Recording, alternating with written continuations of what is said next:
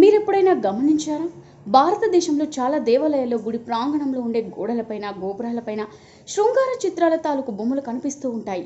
వీటిని శిల్పుల చేత ప్రత్యేకంగా చెక్కిస్తారు.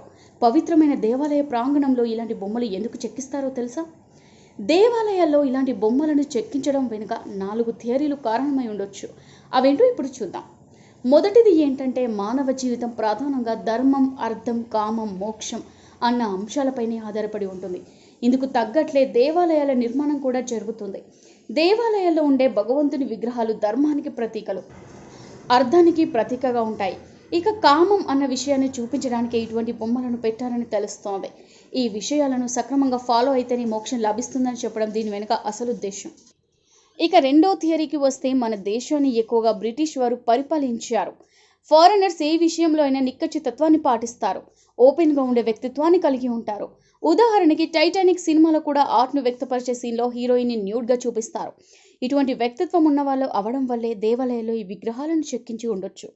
మూడో థియరీ ఏంటంటే, మనం జాగ్రత్తగా గమనించి చూస్తే ఈ విగ్రహాలు గుడికి బయట గోడలపైనే ఉంటాయి తప్ప గుడి లోపల కానీ గర్భగుడి వద్ద కానీ ఉండవు. అంటే దేవాలయానికి వెళ్ళినప్పుడు మనసులో ఉండే దురాలోచనలు వదిలేసి గుడిలోకి నిశ్చల మనసుతో వెళ్ళాలని అర్థం. మరొక థియరీ ఏంటంటే, అప్పట్లో జనాలకి లైంగిక విద్యపై అంత అవగాహన లేదు. కాబట్టి అది కల్పించడం కోసం అందరూ వెళ్ళే దేవాలయంలో ఇలా చెక్కించి ఉంటారు. అశ్లీలం అనుకోకండి, అసలు కథ ఏంటో చూడండి.